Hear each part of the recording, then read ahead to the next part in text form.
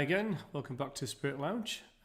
This will be a short, very, very short chapter on our passage through the Nag Hammadi, and it's called the Book of Allogenes, or Allogenes, whichever way you choose to pronounce it.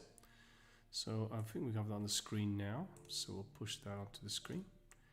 Okay, so this is very, very short. It's only partially restored. There's a lot of it missing, but I think there's enough for us to get the basic gist. We've heard the story before. There's a Sethian story replayed about the demiurge and Satan and the creation of the universe and the archons and so forth. And it depicts Jesus as a stranger in this passage. It doesn't actually call him Jesus. It calls, or the Christ, or calls the person a stranger. That's also a metaphor for a stranger. We are strangers to our Christ consciousness until we reveal it to ourselves. So it's also talking about that being the stranger as well. So remember, it's not just a physical stranger or replacing Jesus with the word of the stranger or describing him as stranger. He's actually talking about the stranger being our spirit. We're estranged from it. We need to become back integrated to it. So therefore the Christ consciousness is a stranger to us. Our spirit becomes a stranger to us because we become estranged from it. So this is also what the word stranger is trying to represent. And it's also talking about his passion, which is the trial and suffering of the message and the life, and towards crucifixion too. So it's very short, there's only one slide, and this is it. So we'll just go through this. Okay, the stranger speaks and the disciples seek knowledge. My son, that we know ourselves where we have come from, where we are going and what we should do in order to live. And they departed and climbed up a mountain called Tabor and prayed. O Lord, you who are above all the great eternal realms, which is the eons, you have neither beginning nor end. You bestow upon us a spirit of knowledge for the revelation of your mysteries. Remember, revelation is the same thing. Salvation is the same thing. The sin is the removal and estrangement from our spirit, which is the stranger, is also what this means. To come to is for the revelation of your mysteries, to come to a knowledge of ourselves, where we have come from, where we are going, and what we should do in order to live. This means to live. Remember in these passages, if you are not reacquainted with the spirit, you are deemed as dead. Metaphysically, spiritually, esoterically.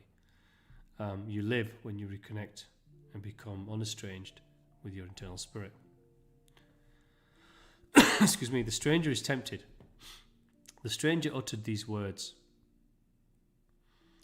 Satan appeared on earth, he said. He said, help yourself to what is in my world. So the demiurge appeared and said, help yourself to everything that is in the cosmos.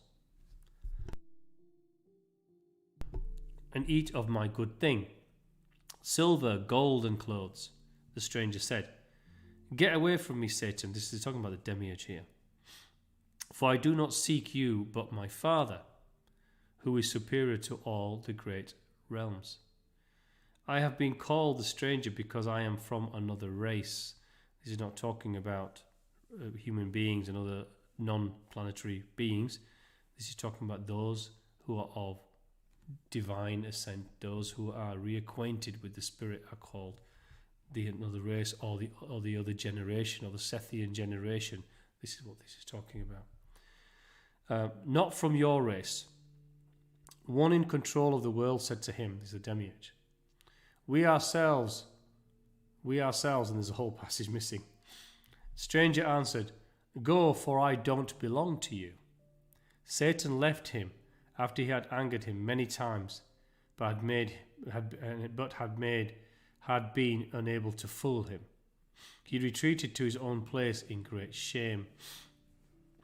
Now, let's just not look at this as just a passage and we can just read it in entertainment. What does this actually mean? Well, this is showing the strength of the divine spirit. Darkness in any of its forms cannot enter our being, our space, our life, our intention, our actions, words, thoughts, the manifested experience we have. We can be surrounded by darkness, But our spiritual force, as long as we reacquaint ourselves with that thing that we have become estranged from,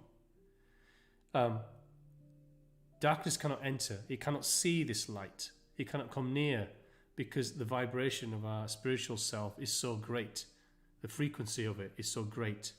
It's moving towards an ascended space, whereas darkness always remains in a low vibrational space. That's what we call it, the lower realms. It cannot see you. It cannot impact you, no matter if you can be a room or a realm of darkness. As long as you emanate light and execute light and have that govern the force of action through the body in your actions, words, thoughts, and intention to enforce the great of sovereignty, liberty, free will, and freedom. This is what is called force and power. And then therefore darkness cannot come near you. It has no power. Therefore it retreats to its own place in great shame. And this is what the stranger, who is Jesus in this way, is articulating, that the power of our own divinity is what needs to be expressed, and darkness cannot and will not ever succeed in overpowering it. Because remember, darkness just exists within the all as an all possibility abstraction and expression of created by those who decide to move away from empathy, love and beauty and grace, and move to the opposite vibration, which is darker frequencies, or the opposing ones. That is what this is. It still exists within the realm of possibility, but it cannot be greater than the all. The all is only the love.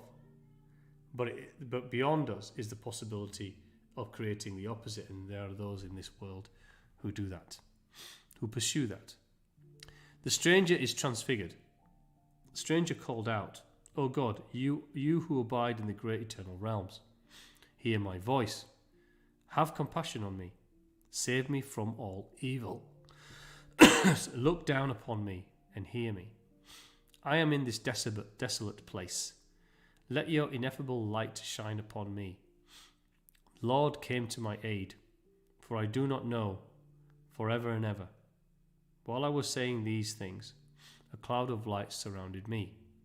This is Jesus talking about himself. Not able to gaze at the light around, I heard a word from the cloud. This is the Logos, the divine voice. It shed its light over me and said, "O stranger," this is Jesus, "the utterance of your prayer has been heard.